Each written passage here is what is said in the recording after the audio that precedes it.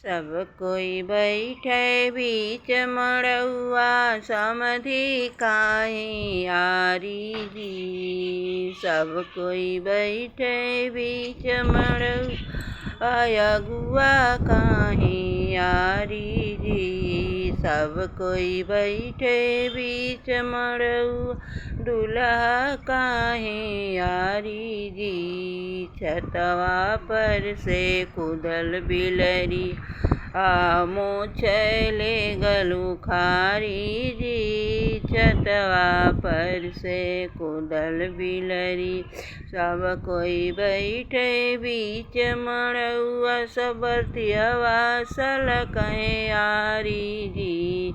सब कोई बैठे बीच मड़उआ, नंदोसिया कहीं आरी जी।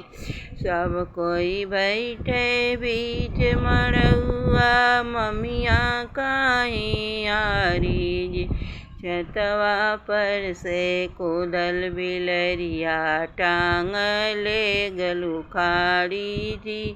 छतवा पर से कूदल बिलरिया, सब कोई बैठे बीच मड़उआ, फूफा काहे आरी जी। सब कोई बैठे बीच मड़उआ, सब गौआ लोग कहे आरी जी। छतवा पर से कूदल बनरवा, मोछ ले गलू खाड़ी जी। छतवा पर से कूदल बनरवा, मोछ ले गलू खाड़ी जी।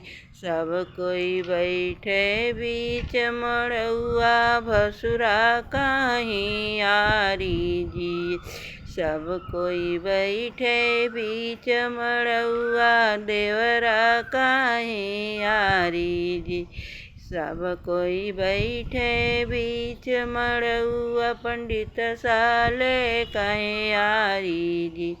छतवा पर से कूदल बनरवा, पेट ले गलन ले दानी काली जी। छतवा पर से कूदल बिलरिया, मोछ ले गलू खाड़ी जी। छतवा पर से कूदल बिलरवा, मोछ ले गलू खाड़ी जी। छतवा पर से कूदल बनरवा।